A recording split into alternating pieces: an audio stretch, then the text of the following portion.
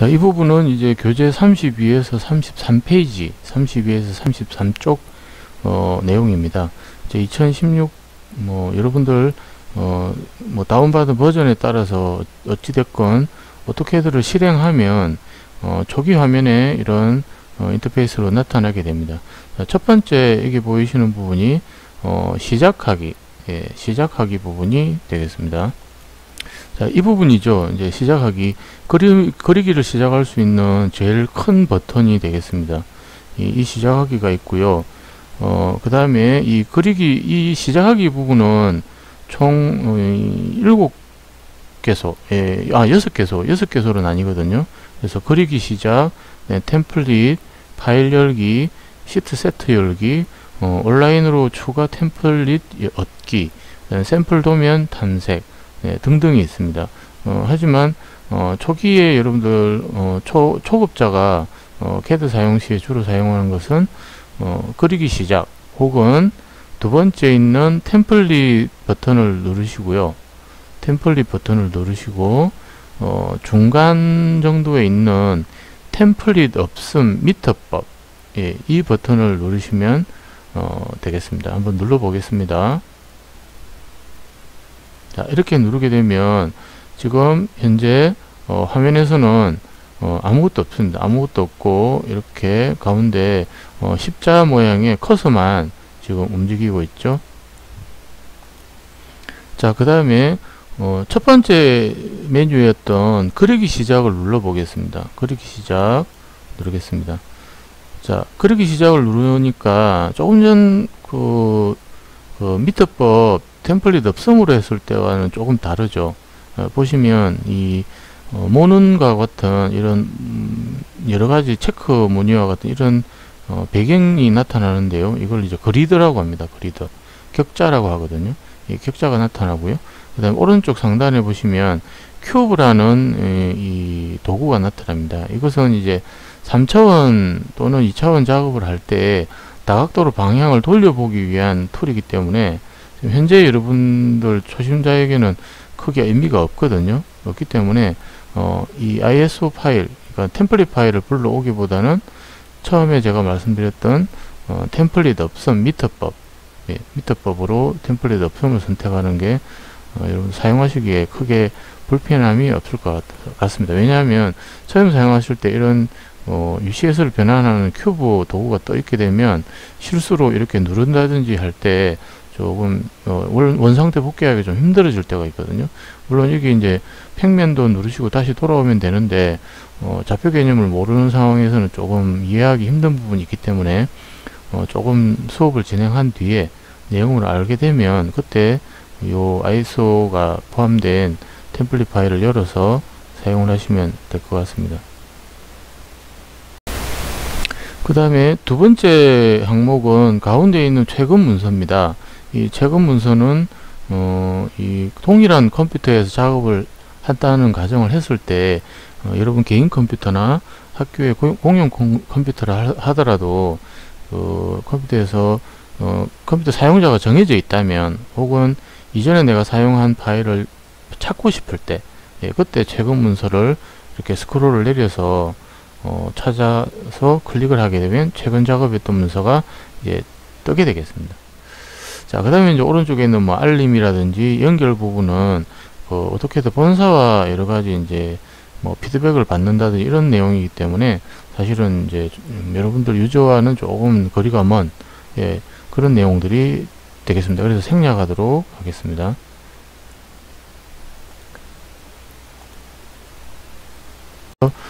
WS 세팅이라고 되어 있는데요.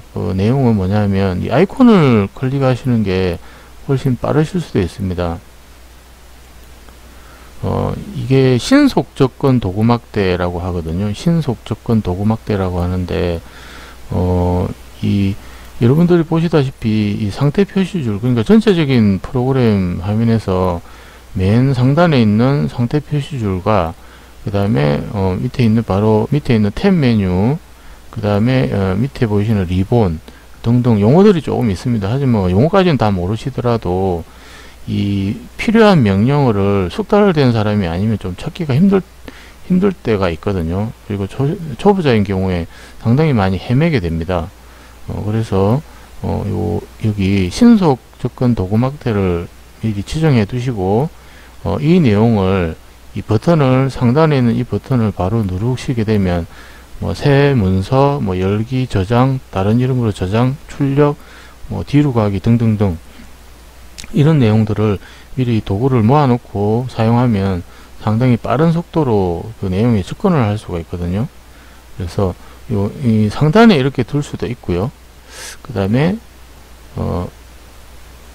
리본 아래 표시라고 누르시면 여기에 리본 아래 표시라고 이렇게 누르게 되면 방금처럼 이렇게 리본 하단에 보시면 이렇게 신속 접근 도구막대가 이렇게 열리게 됩니다. 그래서 필요한 부분이 있다면 추가를 하셔도 되고요. 한데 크게 권장드리지는 않습니다. 고급 사용자가 되기 위해서는 이 리본 각 메뉴 탭 메뉴마다 이 하위로 달려 있는 리본들이 내용이 다양하거든요. 이 내용들을 빨리 숙지하면 할수록 작도 속도가 상당히 올라가기 때문에 신속 접근 도구막대를 사용하시는 것보다는 이런 게 있다 정도만 알고 계시고, 정말 찾기가 힘든 메뉴가 있다면 그 사람마다 조금 다르겠지만 찾기 힘든 메뉴가 있다면 등록을 하더라도, 그렇지 않다면 신속 접근 도구막대는 꼭 필요한 내용이 아니면 사용하지 않는다고 생각하시면 될 것 같습니다. 자, 그 다음에는 응용 프로그램이 되겠습니다. 응용 프로그램은 순서가 좀 바뀌었죠. 첫 번째가 응용 프로그램이고 두 번째가 신속 접근 도구막대였는데요.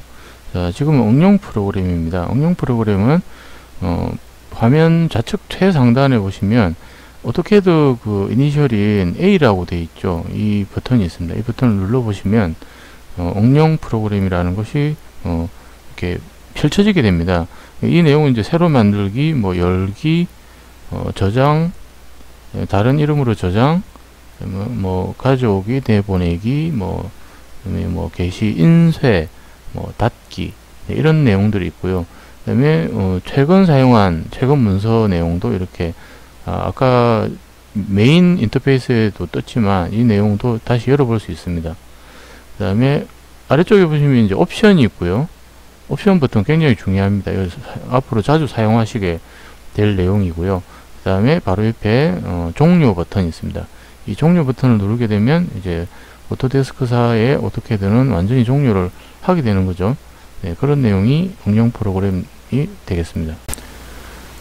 그 다음에 세 번째는 메뉴 막대인데요. 메뉴 막대는 기본적으로 설치가 끝나고 평소에 사용자가 사용을 하더라도 활성화되어 있지 않습니다. 그렇기 때문에 신속 접근 도구 막대에서 메뉴 막대 표시라는 항목이 있습니다. 예. 신속 접근 도구 막대를 펼쳐 보시고 거기에 아까 리본 위에 표시, 리본 아래 표시 바로 위에 보시면 메뉴 막대 표시라는 것이 있거든요. 이 버튼을 클릭을 하게 되면 다음과 같이 이 메뉴 막대가 열리게 됩니다. 이것은 이 예전 버전에서 오토캐드 클래식 2015 버전 이하로 알고 있거든요. 이 버전에서 이 명령들을 자주 썼고요. 여러분들도 앞으로 이 작도를 하실 때 리본이 어색하거나 아이콘의 내용이 잘 숙지가 안 된 분들은 이런 메뉴 막대로 들어와서 그리기에서 이런 작도 명령어를 수행을 한다든지 하면 상당히 편리할 때가 있습니다. 저도 앞으로 수업 시간 이걸 많이 활용을 할 테니까 메뉴 막대를 활성화 시키는 게 좋겠습니다. 물론 수업 시간에 다시 알려드리도록 하겠습니다. 자, 네 번째 리본 메뉴가 되겠습니다. 리본 메뉴는 조금 전에 활성화한 그 메뉴 막대 하단부에 있죠. 예, 탭 메뉴 탭이 되겠습니다. 이 탭 메뉴에 달려 있는 하위 명령어에 해당하는 이제 그 명령어 모음이 되겠습니다. 이 리본 메뉴에 마우스를 이렇게 갖다 대시면 각 그 명령어에 해당하는 세부적인 그 의미와 내용들 간단하게 이렇게 영문 명령을 하든지 이런 내용들을 풍선 도움말처럼 이렇게 이제 알려주게 되겠습니다. 그래서 이거는 이제 중급이나 상급 사용자 같은 경우에는 그 옵션에서 제거를 하셔야 되는데, 그렇지 않고 조금 내용이 나는 잘 몰라서 자세한 좀 내용을 교재가 없거나 혹은 교재보다 프로그램에서 제공하는 내용을 좀 알고 싶다 이런 분들은 이렇게 마우스를 클릭을 하지 마시고요, 이 리본 메뉴 상단에 마우스를 두고 한 2~3초 그대로 대게 하면 이렇게 툴팁이라고 합니다. 툴팁이 나타나게 되겠습니다. 그리고 리본 메뉴는 이 보시는 바와 같이 상단에 세 단계로 나뉘는데요. 위쪽에 있는 것이 리본 탭, 가운데 이 명령 버튼이 모여 있는 곳을 리본 패널이라 하고요. 그 다음에 하단에 리본의 제목이 이렇게 나와 있습니다. 그것을 리본 패널 제목줄이라고 그렇게 이야기를 합니다. 자, 그 다음에 여기 보시면 조금 전에 그 리본 패널 제목줄을 클릭을 하게 되면 조금 더 활성화되어서 슬라이드처럼 열리게 되거든요. 그리고 이 리본 패널을 클릭한 다음에 바깥으로 이렇게 당겨내게 되면 이 리본 자체가 독립적으로 이렇게 움직일 수 있게 됩니다. 자, 여기에서 마찬가지로 이렇게 옆으로 슬라이드를 펼쳐서 나머지 명령어들을 이렇게 찾아서 클릭을 하게 되면 명령이 수행이 되게 되겠습니다. 원거리기라든지 이런 것들을 이제 수행할 수 있는 그런 것들이 되겠습니다. 하지만 뭐 특별한 경우가 아니라면 패널을 잡고 원래 상태로 되돌려 놓으시는 게 나을 겁니다. 왜냐면 이제 할 때마다 이거 뭐 왔다 갔다 하는 것도 불편하고 위치를 다시 잡는 것도 불편하기 때문에 그런 것도 있습니다. 자, 그 다음에 리본 패널 같은 경우에 위에 리본 탭의 오른쪽 부분에 보시면 이렇게 화살표가 있습니다. 이 화살표를 보시면 탭으로 최소화가 있고 패널 제목으로 최소화가 있고요, 패널 버튼으로 최소화가 있습니다. 먼저 패널 버튼으로 최소화를 눌러 보겠습니다. 자, 이러면 패널 버튼 하나, 대표 버튼 하나만 남기고 패널들이 다 이렇게 숨어 버렸습니다. 작게 숨어 버렸거든요. 자, 이런 경우가 발생되고요. 그 다음에 두 번째, 패널 제목으로 최소화를 누르시면 그 리본 메뉴와 리본 탭과 패널 제목, 리본 패널 제목만 남기고 패널이 사라졌죠. 패널이 사라지는 내용이 되겠습니다. 그 다음에 탭으로 최소화하면 이제 패널과 패널 제목이 다 사라지겠죠. 이렇게 사라지게 되겠습니다. 그리고 원래대로 이제 돌리려면 다시 누르시면 이렇게 열리고, 한 번 더 누르면 닫히고, 이렇게 탭을, 그러니까 리본을 보기가 좀 불편하다, 너무 이제 공간을 많이 차지한다, 이런 분들은 리본을 숨기시면 되겠죠. 이제 고급 사용자가 되면 단축키를 많이 사용하게 되니까 이렇게 리본을 숨기고 사용하는 경우가 있는데 사실은 또 그렇지 않은 경우도 많습니다. 고급 사용자가 되더라도 그 명령을 전부 암기를 하기는 좀 힘들거든요. 그래서 뭐 자주 사용하지 않는 그런 경우는 단축키가 없거나 풀네임을 쳐야 되는 경우가 있습니다. 그런 것보다는 리본으로 가서 바로 클릭하는 게 빠를 수도 있기 때문에 원래 설치 당시에 그 메뉴를 그대로 사용하시는 게 좋다.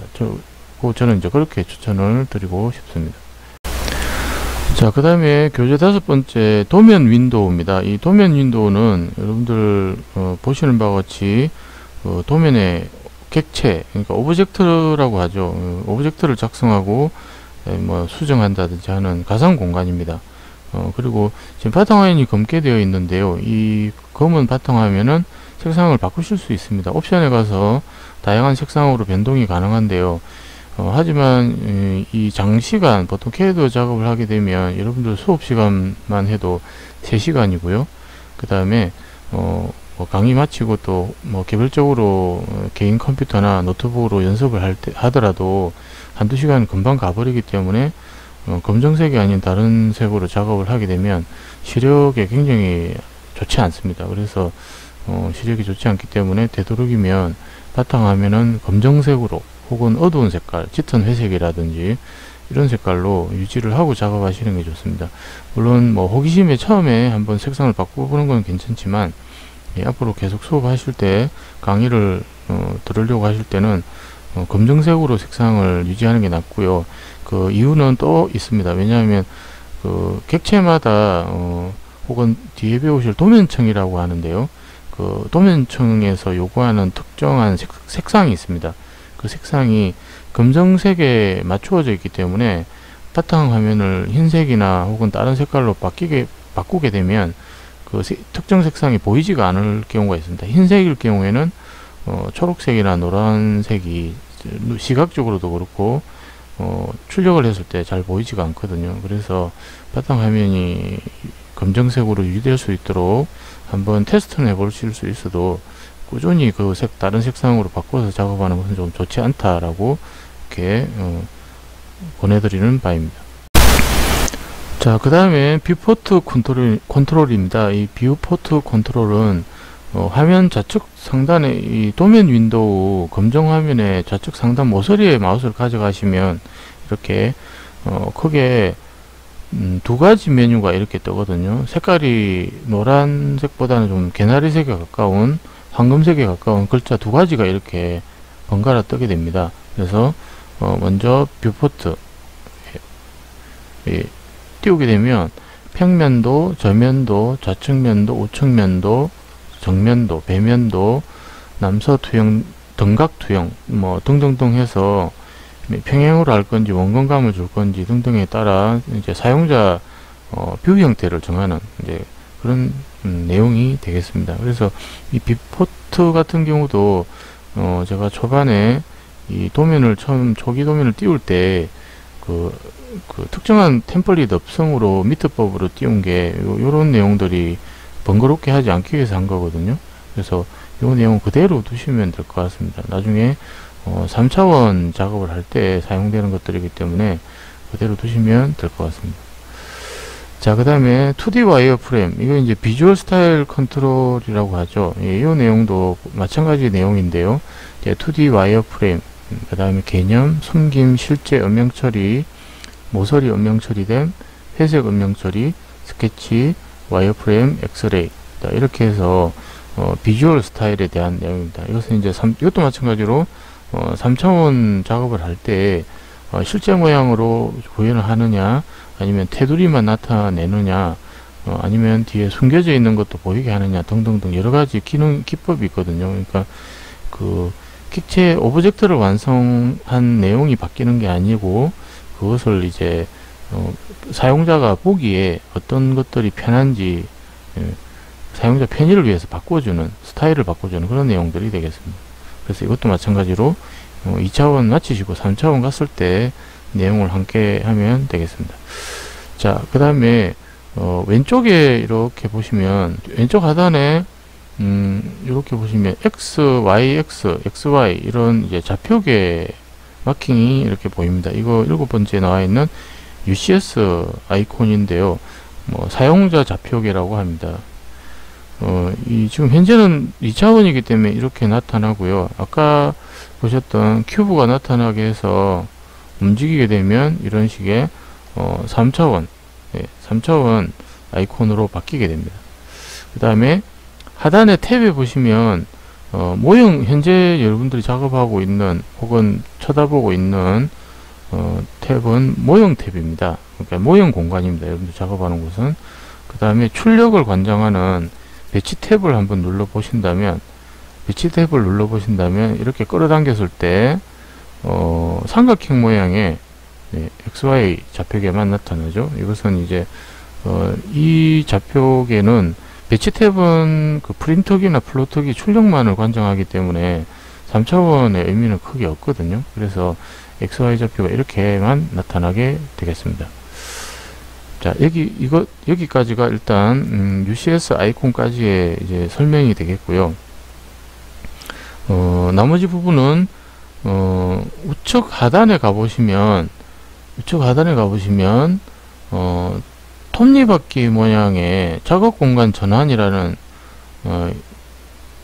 WS 커런트라는 버튼이 있습니다. 이걸 눌러보시면요, 메뉴가 현재 이렇게 제도 및 주석, 3D 기본상, 3D 모델링 뭐 이런 등등의 내용이 뜨고 있습니다. 첫 번째 체크가 되어 있는 제도 및 주석은요, 현재 2D 환경입니다. 2D 환경.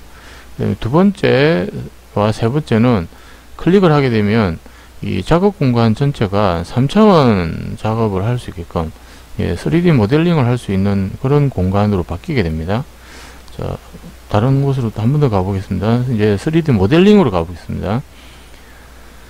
자, 3D 모델링으로 바뀌어서 좀 더 그 3D 기본 사항보다는 좀 더 그 내용들도 많고 명령어들도 구체화되어 있죠. 이렇게 되어 있고요. 다시 제도 및 주석을 이렇게 누르게 되면 작업 공간이 2D 환경에 적합한 작업 공간으로 바뀌게 됩니다.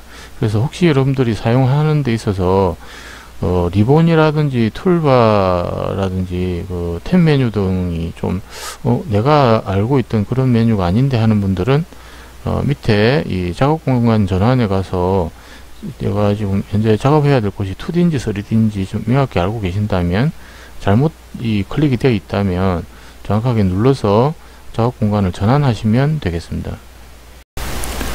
아홉 번째, 명령행 윈도우입니다. 명령행 윈도우는 작업 공간 하단부에 보시면 이렇게 길쭉한 명령 입력 창이 있거든요. 이 창을 말합니다. 이 창에 왼쪽 끝에 보면 점으로 된 길쭉한 세로 막대가 보이는데요. 점점점으로 되어 있습니다. 이걸 잡아당기면 이렇게 움직일 수가 있습니다. 화면 안에.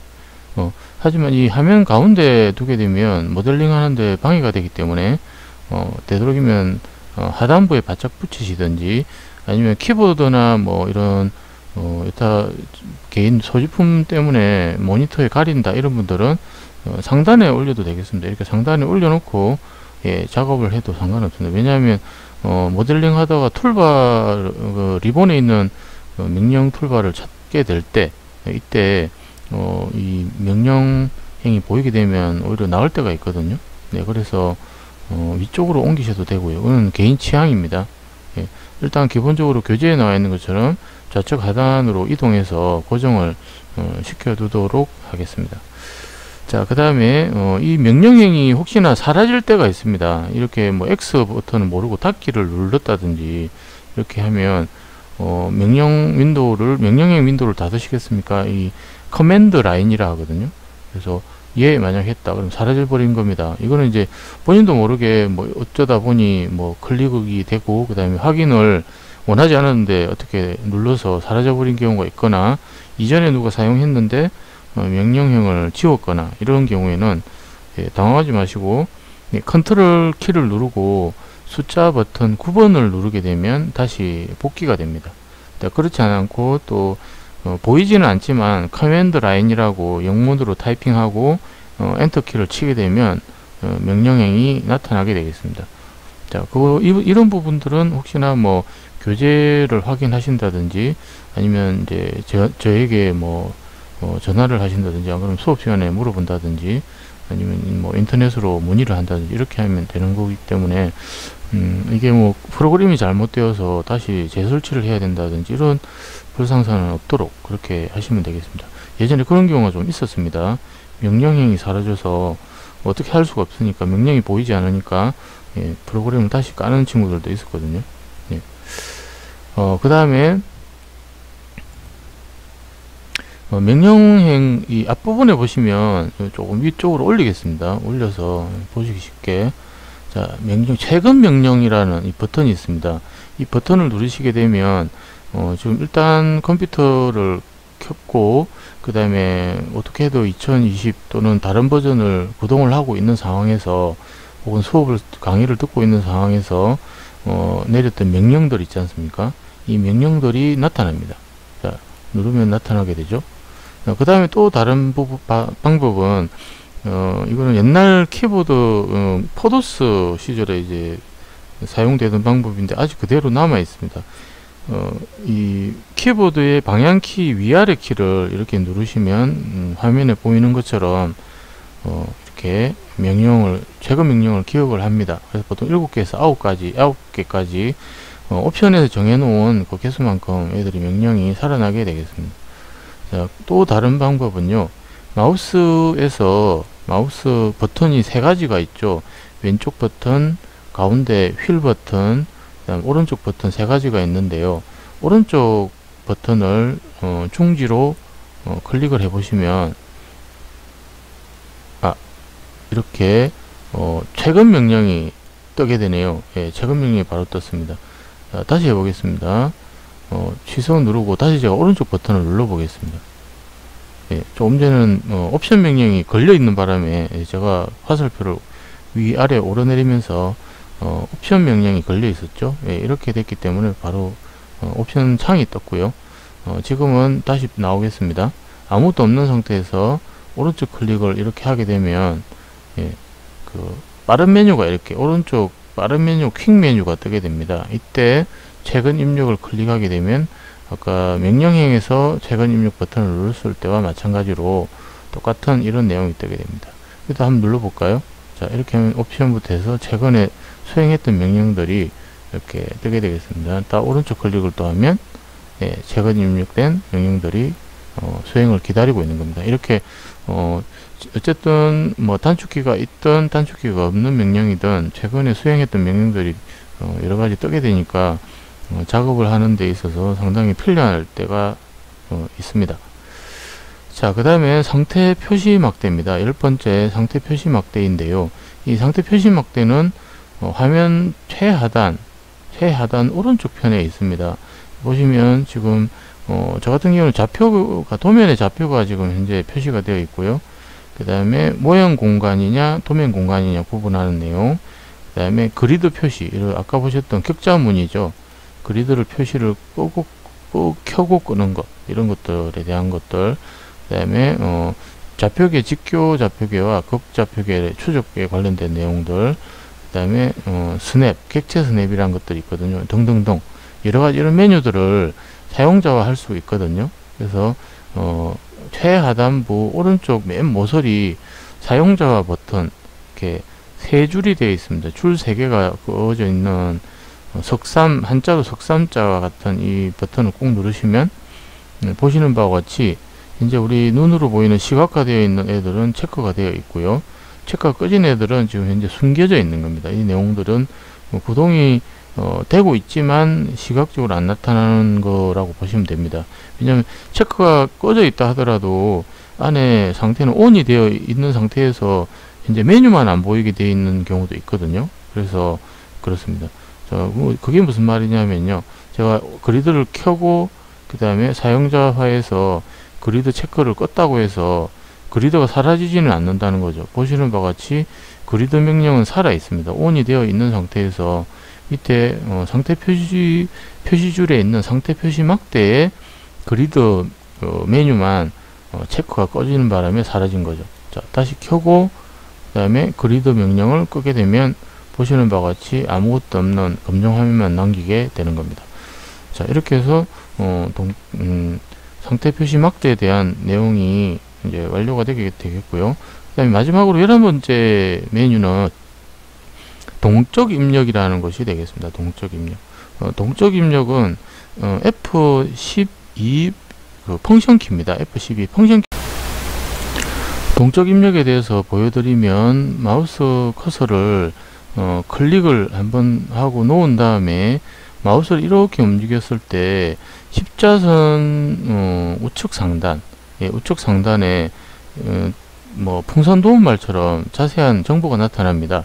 어떻게 하고 있다라는 내용과 그 다음에 좌표 같은 것 혹은 길이라든지 각도 뭐 이런 상세 내용이 핵심적인 내용이 주로 수치가 나타나거든요.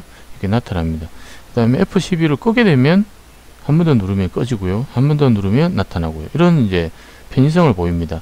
하지만 이게 편리할 때도 있지만 불편할 때도 있거든요. 이건 약간 개인의 성향입니다. 그래서 나는 동적 입력이 나타나지 않고 명령행에서 나타나는 정보만 봤으면 좋겠다 하는 분들은 동적 입력을 끄는 게 낫겠죠. 그래서 F12키를 눌러서 펑션 키를 눌러서 끄시고요.